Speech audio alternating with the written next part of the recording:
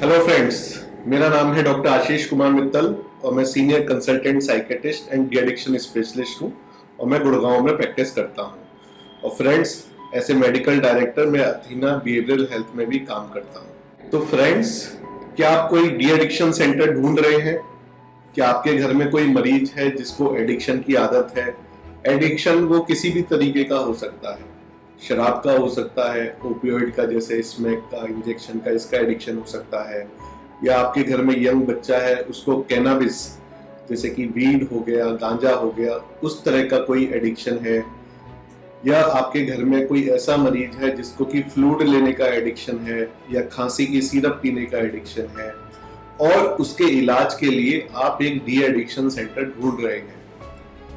तो ये वीडियो आपकी इस डी एडिक्शन सेंटर को ढूंढने में काफी हेल्प करेगा और आपको एक अंडरस्टैंडिंग देगा कि किस तरह का डी एडिक्शन सेंटर आपको ढूंढना चाहिए। तो दोस्तों, सबसे पहले जो कॉमन बात या बहुत सिंपल सी बात आपको समझने की है वो यह समझने की है कि जो आप सेंटर आप विजिट करने जा रहे हो वो ऑथराइज है या अनऑथराइज है। जो डी एडिक्शन सेंटर गवर्नमेंट से ऑथराइज होते हैं उसमें बहुत सारी रिक्वायरमेंट होती है और गवर्नमेंट उनको, अगर वो डी एडिक्शन सेंटर वो रिक्वायरमेंट फुलफिल करते हैं तो गवर्नमेंट उनको एक लाइसेंस देती है।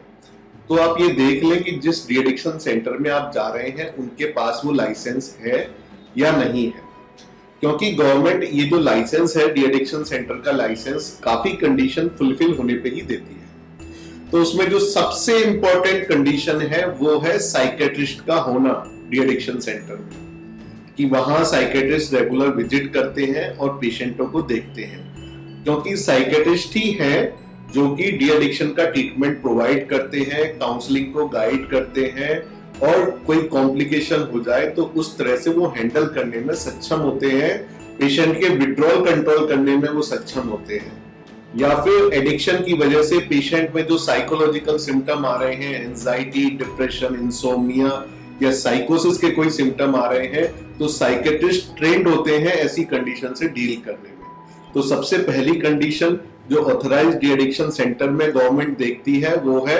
साइकेट्रिस्ट का होना, दूसरा साइकोलॉजिस्ट का होना, तीसरा नर्सेस का, ट्रेंड नर्सेस का होना, चौथा चीज वो देखते हैं कि वहां पे प्रॉपर क्लीनिनेस है या नहीं, जो स्पेस है वो वेंटिलेटेड है या नहीं, वहां पे प्रॉपर कुक है या नहीं, प्रॉपर हाइजीन वहां पे रखी जाती है या नहीं, प्रॉपर क्लीनिंग स्टाफ वहां पे है या नहीं, प्रॉपर हेल्पर्स की फैसिलिटी है या नहीं। तो जो ऑथराइज्ड डी एडिक्शन सेंटर है उनको ये सारी कंडीशन फुलफिल करनी होती है, उसके बाद ही गवर्नमेंट उनको लाइसेंस इश्यू करती है। और दोस्तों, ये ठीक भी है, क्योंकि नॉर्मल पॉपुलेशन को कहां मालूम कि कहां पर आपको राइट डी एडिक्शन का ट्रीटमेंट मिलेगा। तो इसलिए गवर्नमेंट ऐसा करती है कि ये सारी फैसिलिटी होंगी तभी पेशेंट को प्रॉपर ट्रीटमेंट मिल पाएगा। लेकिन इसका एक नुकसान यह है कि ये सारी फैसिलिटी प्रोवाइड करने में डी एडिक्शन सेंटर्स का जो ऑथराइज है उनका काफी पैसा स्पेंड होता है, इसलिए authorized de addiction centre unauthorized de addiction centres की तुलना में महंगे हो जाते हैं, क्योंकि अनऑथराइज्ड डी एडिक्शन सेंटर में ना तो प्रॉपर साइकेट्रिस्ट की विजिट होती, ना ही उनके पास ऑथराइज्ड साइकोलॉजिस्ट होते, ना ही ट्रेंड नर्सेज होती, और वहां पे काफी ओवर क्राउडिंग होती है। ठीक है, जो ऑथराइज सेंटर है वहां पर आपको एक रेशियो मेंटेन करना होता है कि इतने स्पेस में आप एक मरीज रख सकते हैं। अनऑथराइज सेंटर में ऐसा नहीं होता, इसलिए वहां पे ओवर क्राउडिंग हो जाती है। जो हम चीजें देखते हैं या सुनते हैं कि जो डी एडिक्शन या नशा मुक्ति केंद्र होते हैं वहां पेशेंट को मारा पीटा जाता है या बांध दिया जाता है, ऐसी चीजें यूजुअली अनऑथराइज सेंटर में ही होती है। जो ऑथराइज सेंटर है इनमें ऐसा कुछ नहीं होता, नहीं तो उनको लाइसेंस ही नहीं मिलेगा, या लाइसेंस है तो उनका कैंसिल हो जाएगा। तो इस तरह की चीजें ऑथराइज सेंटर में नहीं होती। तो ऐसी फैमिलीज जो कि काफी वरीड हैं अपने पेशेंट को लेके, और सारी फैमिलीज होती भी है, आपका कोई नियर और डियर वन या आपका बच्चा या हस्बैंड या बेटा अगर डी एडिक्शन सेंटर में एडमिट है या आपके फादर एडमिट है, तो आप चाहोगे उनके साथ किसी भी तरह का मिसबिहेवियर ना हो और उनको बेस्ट से बेस्ट ट्रीटमेंट मिले। तो दोस्तों उसके लिए आप ऑथराइज डी एडिक्शन सेंटर में ही जाइए, वहां पे उनका इलाज कराइए और वहां पे लाइसेंस चेक करिए कि सेंटर के पास लाइसेंस है या नहीं। और अगर हम बात करें जो ऑथराइज सेंटर होते हैं यूजुअली अच्छी लोकेशन में होते हैं, चाहे वो कोई सी भी सिटी हो ऑल ओवर इंडिया, वो सिटी में जो लोकेशन है वो अच्छी होगी, वो आप सेंटर में जाओगे तो आप उन सेंटर्स को नीट एंड क्लीन पाओगे। और इन सब चीजों को फुलफिल करने से चार्जेस में भी काफी डिफरेंस होता है। अगर हम अनऑथराइज सेंटर्स की बात करें, जो कि जहाँ पे ये फैसिलिटीज नहीं होती जो मैंने डिस्कस करी है, जो गवर्नमेंट की फैसिलिटीज हैं, वहां पे जो चार्जेस होते हैं वो होते हैं 10,000 से लेके 1 लाख रुपए महीने। वो लोग चार्ज करते हैं मरीज से, क्योंकि उनके खर्चे कम है तो इसलिए वो कम खर्चों में काम चला लेते हैं।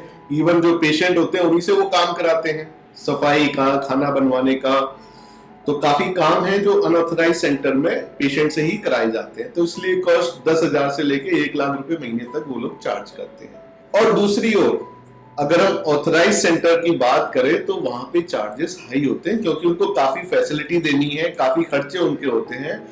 तो ऑथराइज डी एडिक्शन सेंटर में सेंटर के हिसाब से जो मैंने अनुमान लगाया है, जो मैंने अपना एनालिसिस किया है, जो चार्जेस होते हैं वो होते हैं 1 लाख से लेके 5 लाख रुपए हर महीने। ये सेंटर टू सेंटर वरी कर सकता है। कोई सेंटर कम फैसिलिटी अवेलेबल करवा रहा है तो कम चार्जेस, किसकी हायर फैसिलिटी है, स्विमिंग पूल तक वो दे रहे हैं तो ज्यादा चार्जेस। तो इसलिए चार्जेस होते हैं अप्रोक्सीमेट 1 से लेके 5 लाख रुपए महीने, और अनऑथराइज के 10,000 से लेके करीब 1 लाख रुपए महीने तक। तो फ्रेंड्स, अगर आपका कोई पेशेंट है, उसको एडिक्शन है, तो ऐसे डॉक्टर मैं एडवाइस करूंगा कि आप ऑथराइज सेंटर में ही अपने पेशेंट एडमिट करवाएं, जिससे कि प्रॉपर ट्रीटमेंट मिल सके। क्योंकि जैसे कि किसी को एडिक्शन है अल्कोहल का, अल्कोहल विड्रॉल काफी बार सीरियस भी हो सकते हैं, पेशेंट को सीजर भी आ सकता है या लीवर की प्रॉब्लम के साथ भी वो एसोसिएट हो सकते हैं। तो इसलिए अच्छे सेंटर में पेशेंट का इलाज होना चाहिए। दूसरा एडिक्शन जैसे ओपियोइड का एडिक्शन है, ओपियोइड में एडिक्शन में जो पेशेंट को विड्रॉल होते हैं वो बहुत ज्यादा सीरियस होते हैं, पेशेंट को परेशान कर देते हैं, उसमें बोन ब्रेकिंग टाइप का पेन हो सकता है पेशेंट को। तो ऐसे में अगर आप ऑथराइज सेंटर में जाएंगे उनको प्रॉपर ट्रीटमेंट मिलेगा और कम से कम डिस्कम्फर्ट में वो अपने एडिक्शन से बाहर आ सकेंगे। या आपके पेशेंट को कैनाबिस का एडिक्शन है, ऐसे पेशेंट को साइकोलॉजिकल सिम्टम काफी आ जाते हैं, तो उनको साइकोलॉजिकल सपोर्ट ज्यादा चाहिए। तो ऐसे में साइकेट्रिस्ट, साइकोलॉजिस्ट का जो रोल है बहुत अहम होता है ऐसे केसेस में। तो इसलिए आप ऑथराइज सेंटर में जाइए और प्रॉपर इलाज कराइए। हालांकि ये कॉस्ट है, ये ज्यादा लगती है, 1 लाख से लेके 5 लाख रुपए महीने हमें कॉस्ट लग रहा है। लेकिन दोस्तों, अगर हम इसको एक इन्वेस्टमेंट की तरह देखें कि हम पेशेंट में इन्वेस्टमेंट कर रहे हैं, कि कोई अपना अल्कोहल पी के लीवर खराब कर रहा है, लीवर का आपको ट्रीटमेंट कराना पड़े, बाद में सिरोसिस हो जाए, तो वो इलाज बहुत ही महंगा होगा।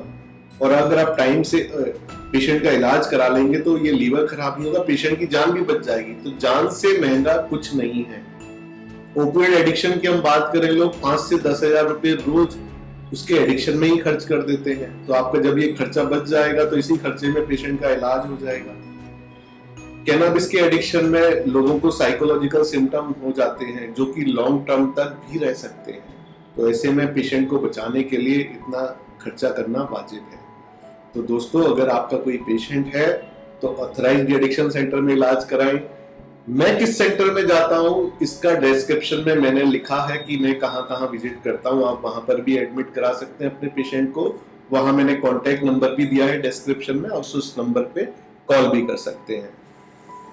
तो दोस्तों, अगर आपने कोई अनऑथराइज सेंटर विजिट किया है, वहां पे आपका कोई बैड एक्सपीरियंस रहा है, तो आप नीचे कमेंट में लिखिए, और कोई कमेंट हमें अच्छा लगेगा तो हम उसका रिप्लाई भी करेंगे।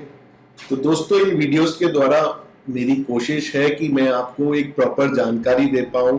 अब जैसे ये सिंपल सी जानकारी है कि ऑथराइज अनऑथराइज सेंटर कहाँ होते हैं, डी एडिक्शन सेंटर में कहाँ होना चाहिए, इसकी नॉलेज लोगों को नहीं है। तो इस तरह की नॉलेज मैं सिंपल हिंदी भाषा में आप तक पहुंचा पाऊं, तो जिससे आप एक एप्रोप्रिएट ट्रीटमेंट ले सकें। और अगर आपने अभी तक मेरा चैनल सब्सक्राइब नहीं किया है तो प्लीज सब्सक्राइब कर लीजिए, जिससे कि मैं फ्यूचर में जो भी वीडियो डालूं वो आपको मिले। और अगर मेरा आपको ये फॉर्ड अच्छा लगा है तो प्लीज इस वीडियो को लाइक करिए। धन्यवाद, नमस्कार।